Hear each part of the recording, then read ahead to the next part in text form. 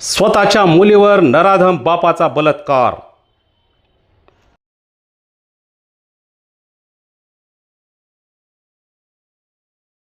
अंबाजोगाई येथील जिल्हा व सत्र न्यायाधीश श्री अजित कुमार भस्मे यांनी बापास मरेपर्यंत जन्मठेपेची ठोठावली शिक्षा।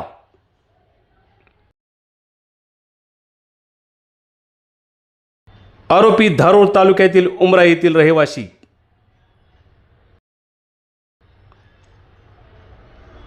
नमस्कार, आपण पाहत आहात झुंजार न्यूज, सर्वसामान्यांच्या हक्काचे व्यासपीठ। धारूर तालुक्यातील उमरा येथील रहिवासी आरोपी बाळू उर्फ बाळासाहेब महादेव गायकवाड हा 7 ते 8 महिन्यापासून दारू पिऊन आपल्या राहत्या घरी पत्नी घरी नसताना मुलीवर जबरदस्ती करून शारीरिक संबंध करत होता।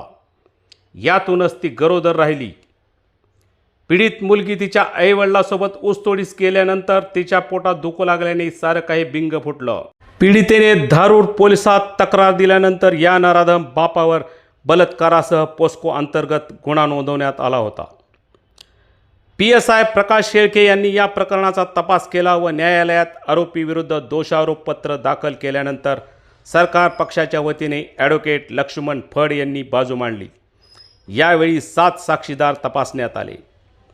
यानंतर आरोपीने केलेले कुकर्म पुराव्यासह सिद्ध झाल्याने जिल्हा व सत्र न्यायाधीश अजित कुमार भस्मे यांनी आरोपीस मरेपर्यंत जन्मठेपेची ठोठावली शिक्षा।